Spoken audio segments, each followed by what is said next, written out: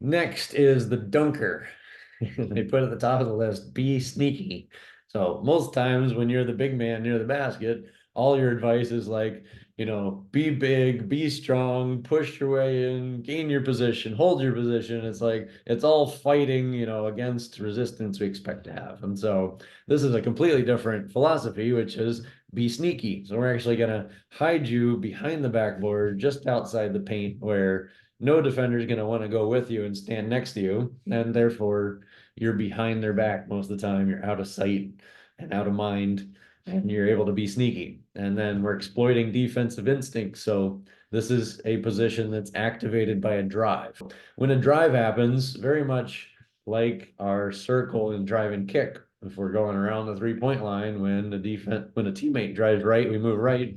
Same rule applies here. Our circle's just smaller. So we're going the width and size of the paint to about the free throw circle. So not up to the free throw line and not outside the paint into, the short corner. We're going size of the paint below the free throw circle. So small circle, but the same rule applies. Teammate drives right, we're going to move to our right, circling around and underneath the basket in some cases, which we'll see on video in a minute.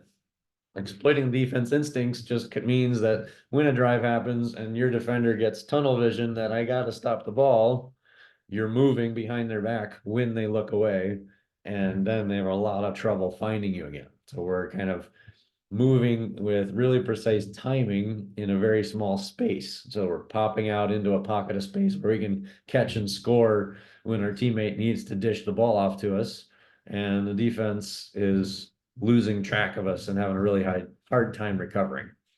We're also going to work on, as the guard position, passing to the dunker. Can we throw a lob? Can we throw a bounce pass? Can we throw a behind the back bounce pass?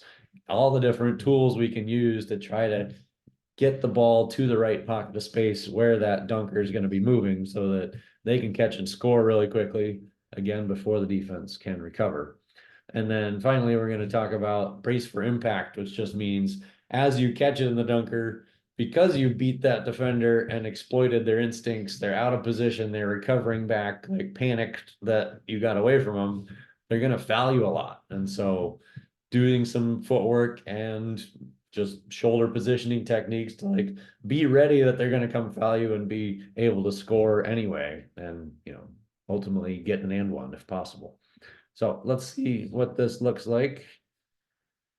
The dunker position is outside the paint below the backboard again, circling up to inside the free throw circle. And this one can often be a floater or catching and shooting quickly before the defense recovers.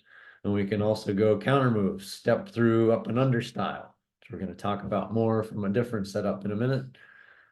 Getting that timing of circle and that catch and shot, getting it off quickly before the defense recovers is really the name of the game. The other direction drive pushes us the other way, underneath the backboard to the other side. And here's where we end up getting clobbered with a lot of fouls because we're really close to that defender that got out of position to stop the ball. And so being able to collect and brace for impact off of 2 feet, collecting with 2 hands, just having ball security as we're going up to shoot it becomes a really important factor.